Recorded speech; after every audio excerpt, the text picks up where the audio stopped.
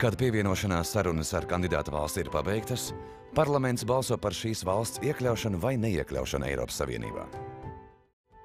Kad sadarbību uzsāka 6 sākotnējās dalību valstis, tās diez vai paredzēja grupas paplašināšanos līdz pašreizējam skaitam.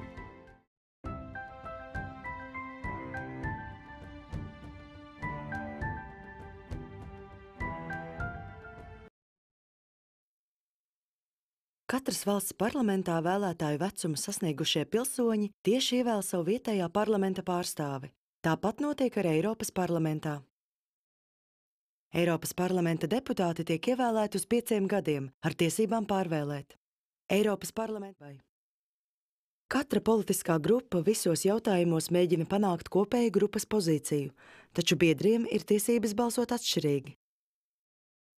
Tāpat kā ikvienas valsts parlamentā, vairums deputātu strādā vienā vai vairākās komitejās, kas sagatavo likumus vai citus dokumentus apspriešanai plenārā. Eiropas parlamenta deputāts var piedalīties parlamentārā delegācijā uz valstīm, kas nav Eiropas Savienības sastāvā, tādējādi popularizējot pasaulē Eiropas demokrātijas modeli. Vispirms ar jaunā likuma priekšlikumu komisija iepazīstina parlamentu un padomi, ko veido valstu valdību ministri. Pēc tam parlaments var veikt izmaiņas tekstā un iesniegt tās padomei. To sauc par pirmo lasījumu. 3 laika joslās katru dienu mostas 500 miljoni cilvēku, kuriem ir kas kopīgs. Ik viens no viņiem ir pasaulē lielākā demokrātisku valstu kopuma pilsonis. Jūsu ievēlēto Eiropas parlamenta deputātu balsojums ļauj Eiropai sadzirdēt jūsu balsi. Šis balsojums nozīmē, ka tagad lidojuma aizkavēšanās vai vietas trūkuma gadījumā aviosabiedrībai tas jāatlīdzina vai arī jānodrošina cits variants. Tagad atrast peldvietu ar tīru ūdeni ir vieglāk, jo Eiropas komisijas direktīva par peldvietu ūdens kvalitāti nosaka stingrus piesārņojuma ierobežojumus. Tas bija strīdīgs jautājums.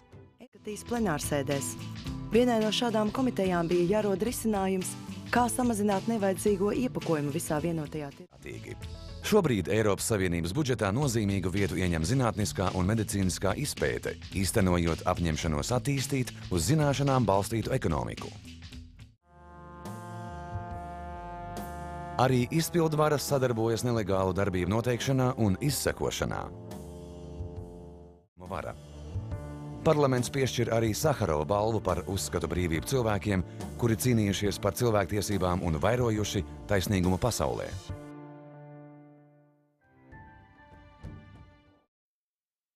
Katras valsts parlamentā vēlētāju vecumu sasniegušie pilsoņi tieši ievēl savu vietējā parlamenta pārstāvi.